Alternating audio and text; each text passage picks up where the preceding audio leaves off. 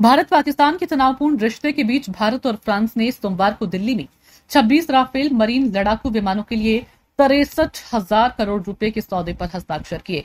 भारतीय पक्ष का प्रतिनिधित्व रक्षा सचिव राजेश कुमार सिंह ने किया, जबकि नौसेना के उप प्रमुख वाइस एडमिरल के स्वामीनाथन भी मौजूद थे।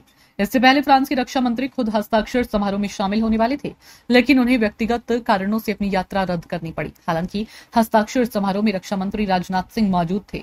जुलाई 2023 में रक्षा मंत्रालय ने विचार विमर्श और मूल्यांकन परीक्षणों के बाद मेगा अधिग्रहण के लिए प्रारंभिक स्वीकृति भी दी थी।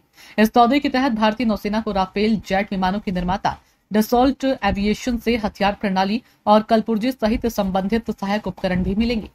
राफेल एमजेट आईएनएस विक्रांत से संचालित होंगे और मौजूदा मिग-29 के बेड़े का सहयोग करेंगे। भारतीय वायुसेना पहले से ही 2016 में खरीदे गए 36 राफेल विमानों का बेड़ा संचालित कर रही है। ये विमान अंबाला और हासी मारा में स्थित है। इस नए सौदे से भारत में राफेल जेट विमानों की कुल संख्या बढ़कर 62 हो जाएगी, जिससे देश के 4.5 पीढ़ी के लड़ाकू विमानों के बेड़े में उल्लेखनीय वृद्धि होगी।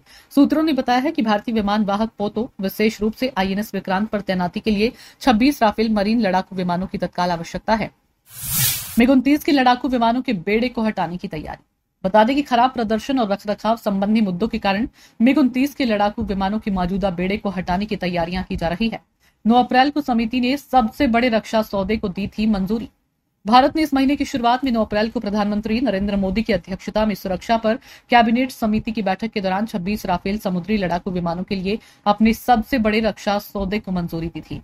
इस अनुबंध में 22 सिंगल सीटर और 4 ट्विन सीटर जेट शामिल है। साथ ही बेड़े के रखरखाव, रसद सहायता, कर्मियों के प्रशिक्षण और स्वदेशी घटक निर्माण के लिए एक व्यापक पैकेज भी शामिल है। राफेल मरीन की खासियत। 1 मिनट में 18,000 मीटर की ऊंचाई पर जा सकता है राफेल मरीन विमान 1 मिनट में 18,000 मीटर की ऊंचाई पर जा सकता है। पाकिस्तान के पास मौजूद A-16 और चीन के पास मौजूद J-20 विमानों से राफेल ज्यादा बेहतर है।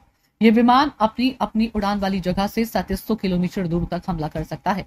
इसको विमान वाहक युद्धपोत के लिए खास तैयार किया गया है। यह दुश्मनों के रडार को चकमा देने में सक्षम है।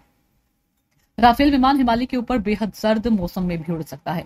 इस फाइटर जेट के वजन की बात करें तो राफेल की तुलना में राफेल मरीन का वजन थोड़ा अधिक है। जानकारी के मुताबिक इस लड़ाकू विमान का वजन लगभग 10,300 किलोग्राम है। राफेल विमान के विंग्स मुड़ नहीं सकते हैं, लेकिन राफेल मरीन के विंग्स पूरी तरह से मुड़ सकते हैं। ब्यूरो रिपोर्ट, नई दिल्ली।